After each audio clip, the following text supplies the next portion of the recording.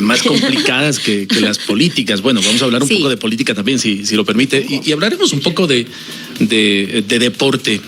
Abogada, ¿cómo le va? Bienvenida, buenas tardes. Gracias. Primero, un saludo a todos los que nos están escuchando. Gracias por este espacio.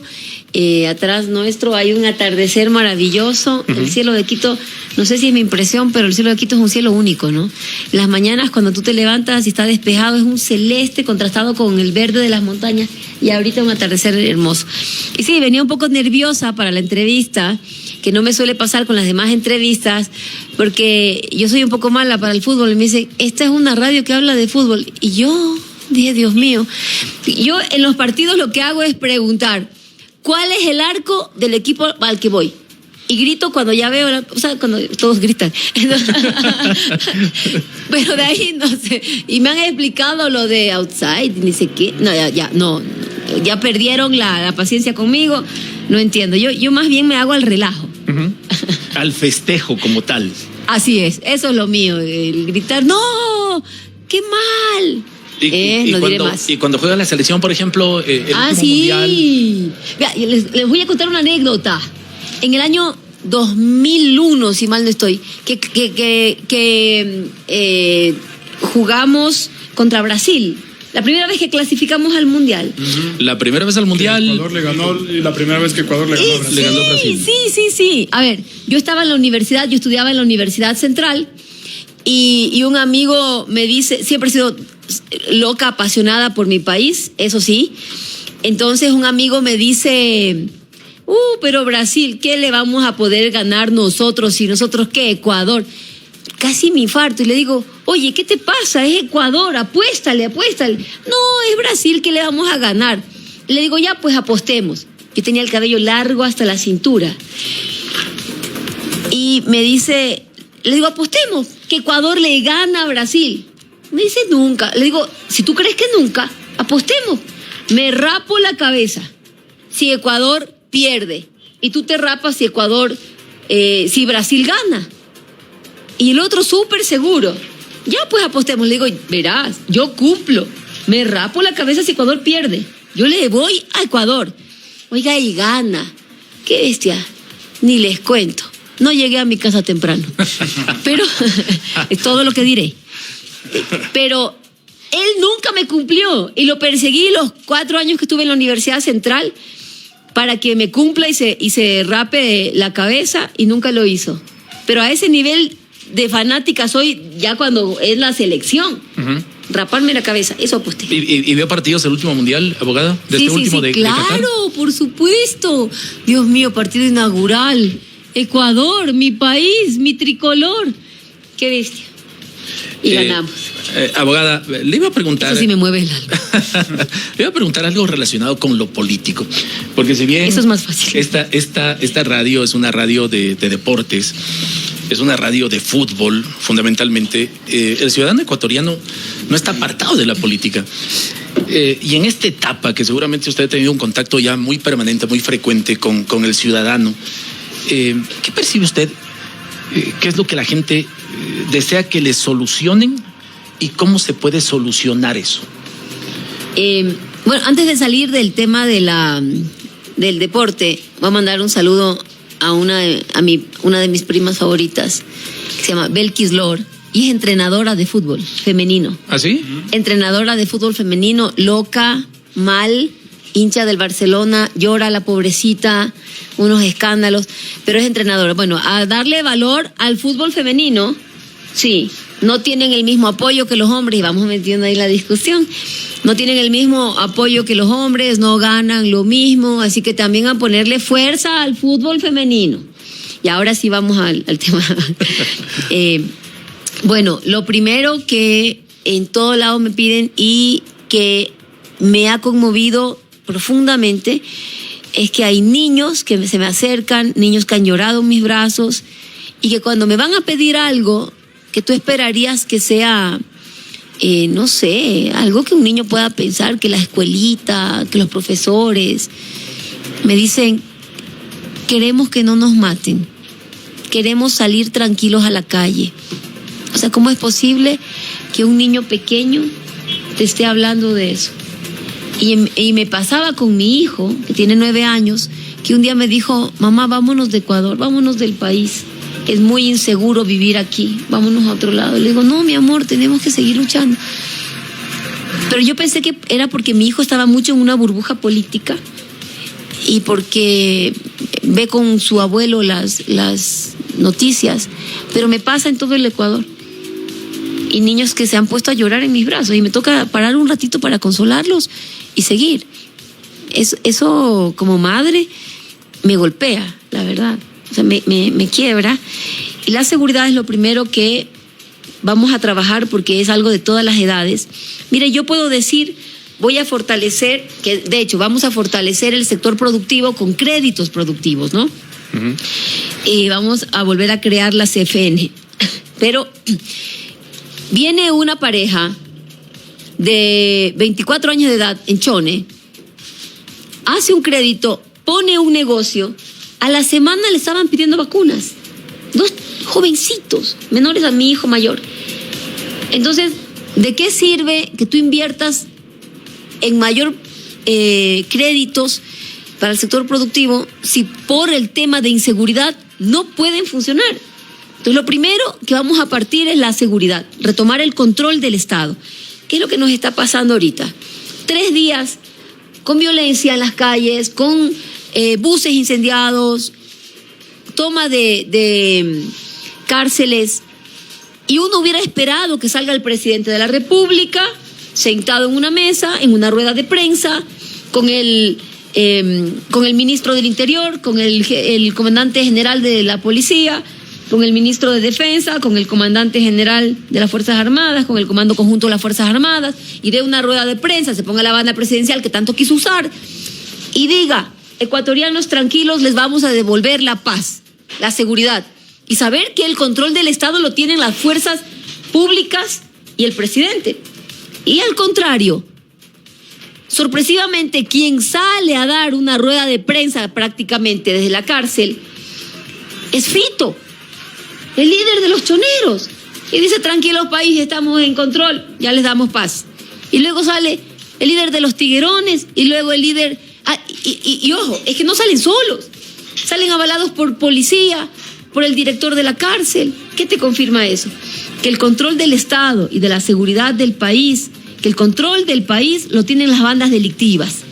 Y claro, eso también refleja un pacto del gobierno con las bandas delictivas. ¿Y por qué digo un pacto? Porque el presidente no ha salido a decir que van a investigar a ese policía, no ha salido a decir que van a tomar medidas, que ya está despedido el jefe del centro penitenciario que se sentó sumiso con el líder de los tiguerones, ¿no? Es decir, está avalando, ahí hay un pacto entre ellos. Entonces también ahí se entiende por qué si en el 2022 tenían $200 millones para invertir en seguridad, usaron 60 y 140 millones no utilizaron. Se caen todos los argumentos, es decir, sí hay presupuesto, sí hay dinero y no lo utilizan. ¿Por qué? Porque no quieren controlar la delincuencia, porque sí, hay un pacto atrás y quedó demostrado en ese pronunciamiento que hacen los líderes de las bandas, de que son ellos los que están al control de la seguridad, comillas, nuestra, mientras nos asesinan, nos roban, nos matan en cada esquina. Y aquí ya todos somos vulnerables. Han matado autoridades electas, en elección, ciudadanos, niños de 2 años, bebés de 2 años. Eso es lo primero que vamos a controlar. ¿Cómo? Vamos a invertir $500 millones en una primera fase en el parque automotor. Apenas 40% está funcionando. Hay que hacer compras de vehículos, de motos, el equipamiento, nuevamente tecnología, han dejado todo destruir, y empezar también a depurar la fuerza pública. Abogada, buenas tardes. ¿Alcanza el tiempo, alcanza este año y medio, un poquito menos de año y medio para concretar estos planes, las fases que están previstas para recuperar el control y la seguridad del Estado? Mire, 1 año y medio, yo he sido súper clara en todas las intervenciones, 1 año y medio es muy poco tiempo, no alcanza para hacer todo lo que hay que hacer, Nosotros dejamos un Ecuador que era el segundo país más seguro de Latinoamérica. Y eso nos tomó cerca de 10 años. Con políticas sociales, redistributivas de riqueza, atención en salud, en educación. En 1 año y medio no puedes hacer todo, pero en 1 año y medio, yo siempre digo, nos han puesto un Ecuador de rodillas y lo vamos por lo menos a poner de pie. A retomar el control del Estado, a que funcionen las instituciones públicas. Hay una sobrepoblación penitenciaria. La actual SNAI, que fue el Ministerio de Justicia en nuestro tiempo, que tenía la política de rehabilitación social, no hace su trabajo. Lo primero es empezar a analizar de esa población penitenciaria quién ya debe salir. Hay gente que está ahí por pensiones alimenticias que ya deben salir, por infracciones de tránsito, que ya cumplieron el tiempo para obtener la libertad y hay muchos que también ya cumplieron el tiempo como para estar en prelibertad. Esos 4 grupos deben ser los primeros en salir, reducir la población penitenciaria y empezar a retomar el control de las cárceles. Desde una política pública y autoridades que funcionen para garantizar a los ciudadanos la seguridad y que respondan al presidente de la República, en este caso a Luisa González. Aquí hace falta liderazgo. El Ecuador no es un país en un desorden absoluto porque hay una falta de autoridad y falta de liderazgo. Tenemos un gobierno ausente y ese gobierno ausente es el que nos ha creado el caos que actualmente existe. Abogada, hablando de deporte y no precisamente de fútbol, ¿no percibe que hay la necesidad de que los jóvenes, los niños, se involucren en la actividad deportiva? En una actividad deportiva que probablemente no la encuentran a partir de posibilidades de que el gobierno la fomente, de que fomente espacios de recreación, espacios en los cuales ellos se puedan desenvolver. No hay que sacar a los jóvenes, a los niños, precisamente de esa situación de ambiente convulsionado que viven para entregarles la posibilidad de encaminarse hacia otras actividades que pueden ser precisamente actividades deportivas. Ya, aquí hay varias cosas, ¿no? Deporte, cultura y una política desde el Estado en cuanto a salud. Es muy triste, pero más se ve en la costa, niños de 10 años, de la edad de mi hijo menor, que están ya traficando con droga, que están ingresando a los planteles educativos a vender droga y que lamentablemente muchos de ellos consumen también drogas. Aquí va a ser fundamental una política pública para retomar también el control de las escuelas. Vamos a tener que poner seguridad en las escuelas. Hay escuelas donde se han entrado delincuentes a golpear jóvenes y no hay denuncias, nadie hace nada, las autoridades de los planteles educativos no hacen nada. A vista y paciencia.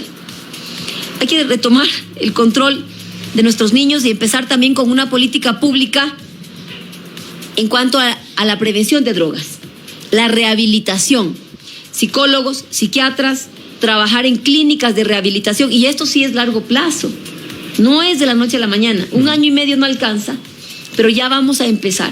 Hay que crear, no sé si un viceministerio quizá, y ya saldrá por ahí alguien a decir otra vez, Estado obeso. Señores, digan lo que quieran, pero se requiere tomar el control del Estado. Se están llevando a nuestros niños y a nuestros jóvenes hacia la delincuencia, hacia la violencia y hacia la drogadicción. Una política de control de drogas, del consumo de sustancias estupefacientes y de tratamiento, porque el consumo de drogas no es tráfico de drogas, ¿sí? Aquí hay un problema de salud que cada día se ha ido profundizando más. ¿Qué mantiene a los jóvenes lejos de todo esto, no? De la violencia, de la delincuencia. Cuando hablamos de seguridad, la seguridad se sostiene sobre 2 pilares. El primero, que es la fuerza pública, fortalecida, no contaminada, y el otro, que son las políticas sociales. Cuando aumenta desempleo, aumenta pobreza. ¿Qué nos está pasando ahorita? El presidente Guillermo Lasso redujo el presupuesto en educación. Es decir, son miles de jóvenes que se quedaron fuera del sistema educativo. Unidades educativas del milenio, botadas. Ha bajado la tasa de escolaridad.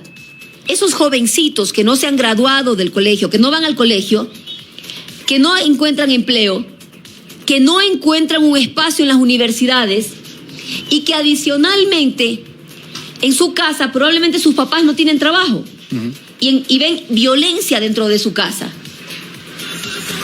Viene alguien y les dice, mira, yo te soluciono el problema, tú lleva este paquetito de aquí y vas a tener comida y vas a tener menos problemas en tu casa y no va a haber violencia en tu casa porque tú vas a llevar la comida a la casa. Fácil presa de la delincuencia, del tráfico de drogas. Entonces sí tenemos que generar nuevamente espacios para los jóvenes y empleo para los hombres, mujeres, para la sociedad, empleo. Y me dirán exceso de gasto público otra vez, como fue el discurso, pero se debe devolver el presupuesto a la educación para que nuestros jóvenes vuelvan a soñar en una educación. El presupuesto para deporte, dijeron exceso de gasto público, hay que reducir el Estado, eliminaron el Ministerio del Deporte sin un análisis técnico, lo hicieron secretaría, ahora lo volvieron a crear como ministerio, pero el presupuesto que tiene y quien lo conduce no están haciendo una verdadera política de deporte que llegue a los jóvenes. No hay apoyo a las ligas barriales, provinciales, los centros de alto rendimiento están botados, las pensiones que deben recibir nuestros jóvenes no las están recibiendo. Todo eso que se llamó gasto público es política pública que luego la ves reflejada en reducción de delincuencia, de violencia, porque nuestros jóvenes están en actividades productivas en las horas de ocio. Abogada, a propósito de este tema de los centros de alto rendimiento, se dijo de que lamentablemente no se los podía sostener, que se los construyó sin un plan para sostenerlos en el tiempo, y por esa razón es que prácticamente están abandonados. Cuando se habla de gasto público, no existe también muchas veces, se lo planteo, esa necesidad sí de invertir, pero luego sin la planificación suficiente para mantener esas obras y que puedan perdurar en el tiempo, ¿o cree que es un asunto más político? Mira, hay modelos de gestión para ver cómo sostienes un centro deportivo de alto rendimiento, y ahí puede ser en conjunto con los gobiernos locales, con las alcaldías, con las prefecturas, pero más allá. Mire, no se trata de el modelo de gestión, de si se los puede o no sostener. Yo le diría, ¿qué han sostenido?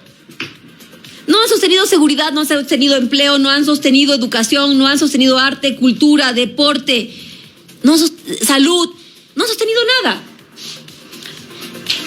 Hubo también un relato de exceso de gasto público, ¿no? Día y noche.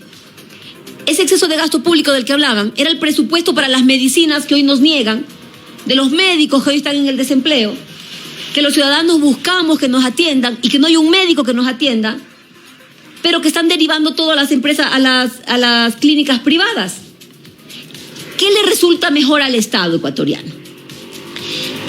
Usar esos fondos, que es inversión, no es gasto, en comprar las medicinas o privatizar las farmacias. Porque no es lo mismo comprar una aspirina y pagar esa factura a una farmacia que hacer una compra pública por 1 millón de aspirinas, donde tú ya bajas el precio por el volumen de la compra. ¿Qué hicieron? Nos crearon el problema para vendernos la solución. La solución fue prácticamente privatizar las farmacias. Nos dejaron sin medicinas en las farmacias, crearon el problema, privatizan el derecho a la salud prácticamente, porque lo hacen a través de farmacias. ¿A quién pertenece la red que más se ha beneficiado en el tema de medicinas? DIFARE. Mayor accionista, el señor Carlos Cueva. ¿Quién es el señor Carlos Cueva? Asesor ad honorem del presidente Guillermo Lasso. Señor que no cobraba sueldo. pero sí podía incidir sobre la política pública, política que le termina beneficiando a él, mientras nosotros no tenemos medicina. Es decir, les encanta el dinero público cuando va a sus bolsillos, pero no les gusta, y ahí sí es exceso de gasto, cuando atendemos las necesidades de la población. Y ojo, la Constitución de la República dice claramente que la salud es pública, de calidad y gratuita. ¿Es sostenible los hospitales? Por supuesto, pero no les convenía. ¿Por qué? Porque les afectaba tal vez al negocio privado. Y ahora tenemos que no contratan médicos, que no compran los insumos, y que va una mujer a dar a luz en una cesárea y la derivan a una clínica privada porque no han comprado el hilo de sutura y porque no tienen los suficientes médicos para atender la cirugía. ¿Qué es más barato, les pregunto yo, ciudadanos? ¿Contratar el médico, comprar el hilo o derivar a la clínica privada? Obviamente, contratar el médico y pagar el hilo, pero no. El incremento de la deuda pública con las unidades, con el sector privado, con las clínicas privadas, se ha disparado. ¿Por qué? Porque todos derivan. Y eso no están diciendo. Ahí no, nadie ha dicho que eso de gasto público, ¿ah? Ahí sí nadie ha dicho absolutamente nada, porque se benefician negocios, pero nos están afectando a todos. Eso lo han hecho con todo. La tasa de escolaridad ha decrecido. Dijeron elefantes blancos a las unidades educativas del milenio. Sí, pero hay miles de nuestros niños que se están quedando fuera del sistema educativo y que están siendo presa de la violencia y de la delincuencia. Muchos padres en este momento no tienen para pagar los uniformes de sus hijos. No tienen para pagar los útiles escolares. Tienen 3 niños o 4 niños. Y que no me digan ese discurso de, sí, pero no es nuestra culpa cuántos hijos tienen. Hay un tema de pobreza que tenemos que atender. Hay un tema de control de la natalidad que hay que ir también llevándose una cultura de erradicación de machismo, de controles en la sociedad. Ya el problema está. Tienen 3, 4 niños. Niños que hoy día se quedan en la casa y que son víctimas de violencia y de delincuencia. ¿Qué me resulta mejor como Estado? ¿Que esos niños hoy día estén traficando drogas y que estén en las calles? ¿O pagarle los uniformes, pagarle el desayuno escolar, pagar los útiles escolares y que vayan a las aulas de clase? Pagar para que vayan a las aulas de clase, pues.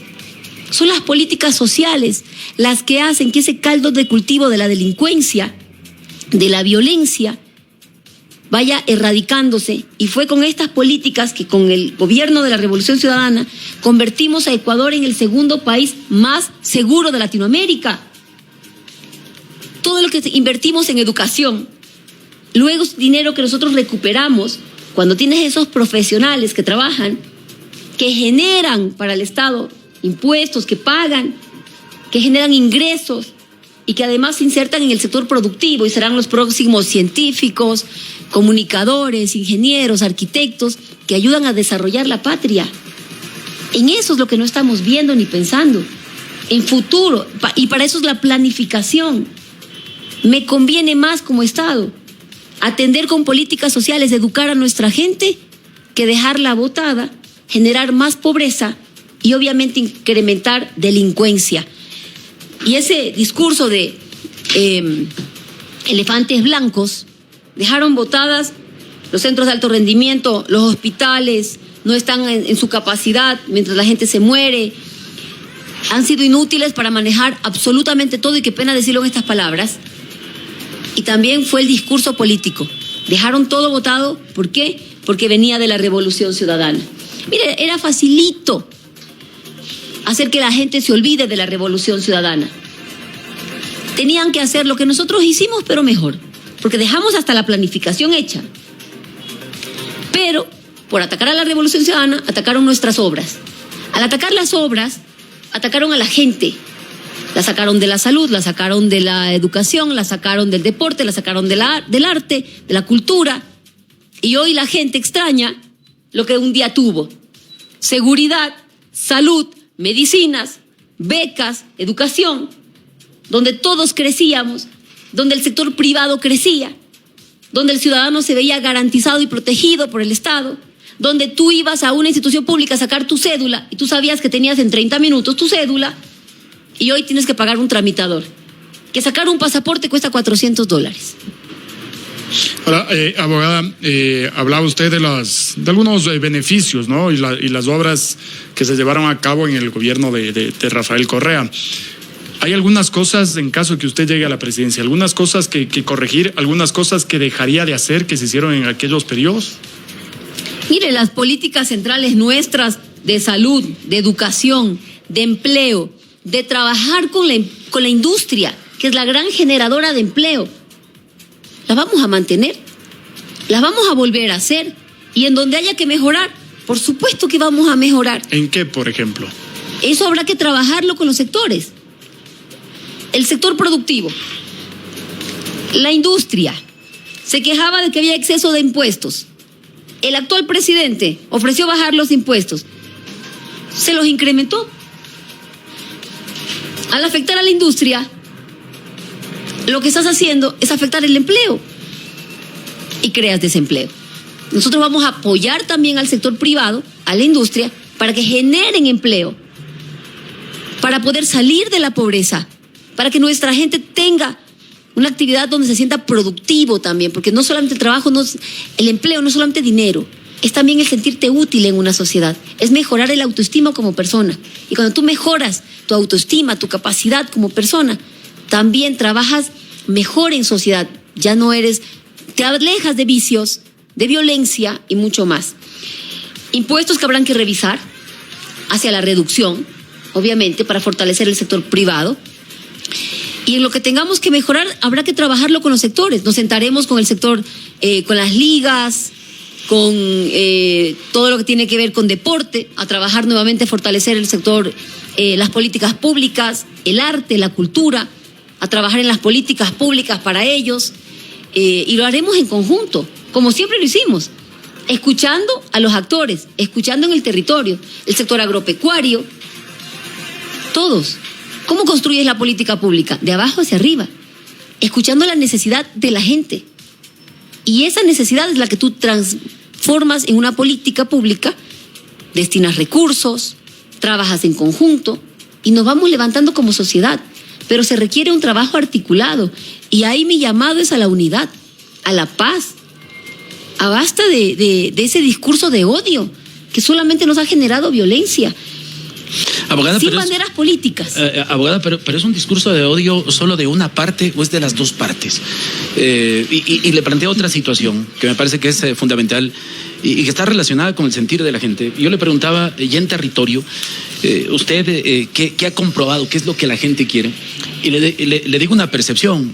La gente está cansada de que haya corrupción, de que se roben el dinero público, de que controlen hospitales y esos hospitales no terminen resultando favorables a los intereses del ciudadano, pero sí favorables a determinados intereses. La gente está harta de la corrupción, el ciudadano común. Nosotros, los ciudadanos, no queremos más corrupción. ¿Cómo trabajar en ese sentido? ¿Cómo hacer que en su gobierno, por ejemplo, no haya corrupción? ¿Se puede controlar aquello, abogada? Mire, el Papa, cuando asumió en el Vaticano, encontró casos de corrupción. Es decir, tú puedes encontrar casos de corrupción en cualquier sitio, pero una cosa es encontrar un caso de corrupción y otra cosa es la corrupción institucionalizada, como por ejemplo los tramitadores, que en una institución pública, para pagarte tu factura, porque tú eres contratista del Estado, te digan ya, pero me pasas tanto por ciento. Deben haber las denuncias para que nosotros como Estado podamos detectar esos malos elementos y que las autoridades correspondientes de control, fiscalía, se hagan cargo de esa gente. Mano dura con aquellas personas que se apropian del dinero de los recursos públicos, porque los recursos públicos es el dinero de los niños que están en la calle, es el dinero del enfermo que no tiene medicinas. Esos son los recursos públicos, son sagrados. Esos casos hay que tratarlos con rigurosidad y con mano dura, como lo digo, pero para eso necesitamos un gobierno que esté presente, un gobierno que, si conoce un acto de corrupción, sea el primero en denunciarlo, así venga de adentro. Y nosotros sí lo hicimos en el gobierno de la Revolución Ciudadana cuando descubrimos casos de corrupción. Y yo recuerdo, Carlos Pareja Llanucel le escribió al presidente Correa pidiendo ayuda y le dijo que por favor le diera la oportunidad de regresar y que le ayude. Y el presidente Correa le dijo, tú eres un delincuente y lo que tienes que hacer es entregarte a la justicia. Yo no negocio con delincuentes. Cuando tuvimos una asambleísta envuelta en un caso de corrupción en Esmeraldas, la denunciamos nosotros. Y estuvo allí, fue detenida al salir de un 24 de mayo, pero lo hicimos. Cuando tenemos pruebas, actuamos. Y si alguien tiene una denuncia, si alguien tiene conocimiento, ponga la denuncia. Y aquí hay dos partes fundamentales. Nosotros como sector público, que si conocemos un caso de corrupción, tomemos todas las medidas, pero también la sociedad. Hay tres actores aquí. El sector privado que corrompe, que coima para que le den un contrato. El sector público que se deja corromper, pero también la sociedad. ¿Cómo es posible que sabemos que una persona se está enriqueciendo a costa del Estado de forma ilegal y que lo acojamos de forma agradable, como amigo, porque tiene dinero, porque tiene poder? Como sociedad tenemos que rechazar a esa gente, como si tuvieran COVID, alejarnos de esa gente, porque es gente corrupta, y no aceptarlos dentro de nuestro círculo, ni ir donde ellos, ni aceptarlo dentro de nuestras reuniones, y que sientan el rechazo de la sociedad. Y ahí tenemos que actuar todos, y tenemos que ser transparentes. No podemos aceptar en nuestro círculo gente que ha estado envuelta en casos de corrupción. Los controles se deben poner, como les digo, en Guayaquil. ¿Qué pasó? Asesinaron a una directora de un hospital del IES por contratos. La corrupción en estos 6 años se ha tomado al Estado. Si no me das este contrato, terminas muerto. Pero es que requerimos urgente que el Estado retome el control y el liderazgo por parte de las autoridades. Si tú sabes que son las mismas autoridades de arriba las que están protegiendo a estos corruptos, ¿cómo una directora toma decisiones? Yo conozco gente que ha tenido que renunciar por no prestarse a estos actos de corrupción. Pero si tú sabes que la cabeza, que el presidente de la República, en mi caso la presidenta, que las autoridades que están más arriba te van a proteger, tú vas y le dices, esta compañía me está pidiendo esto. Entonces tú ya tomas medidas, ya te preparas con inteligencia, con tecnología, para investigar y para darle protección al funcionario que puede estar siendo amenazado. Bueno, abogada, le queremos agradecer. Habitualmente nosotros hablamos de deporte, de fútbol. Es una etapa muy importante para el femenino. país. De fútbol femenino. Hay que hacer énfasis en el más fútbol femenino. Más espacio para el fútbol femenino. Y lo vamos a, seguramente lo vamos a hacer. Pero creo que es necesario también que la gente sepa, ¿no? Qué es lo que el político tiene para plantear cuando faltan 20 días, exactamente 20 días. 17 me dijeron hoy día para que se cierre la campaña. Y 20 días para las elecciones. 20 días para las elecciones, sí. 20 días de las elecciones. Ha sido un gusto, muy amable por comparecer. Mire, les agradezco mucho por el espacio. Nos estamos jugando la vida. Una campaña cortísima, que se acaba así, el 17, en 20 días las elecciones. Y es 1 año y medio, es un tiempo muy corto para gobernar. Entonces, es 1 año y medio que hay que hacer las cosas rápido. Y el único partido político de los 8 candidatos, el único que tiene el conocimiento, la capacidad del equipo para sacar adelante el Ecuador, es la Revolución Ciudadana con Luisa González. Yo fui jefa del gabinete ministerial, sé cómo funciona el Estado. Mientras que los otros vayan a recién saber cómo funciona el Estado, nosotros hace rato que nos pusimos a trabajar. Y por eso mi llamado es a votar todos 5. Gracias, muy amable. Hacemos una pausa, ya volvemos.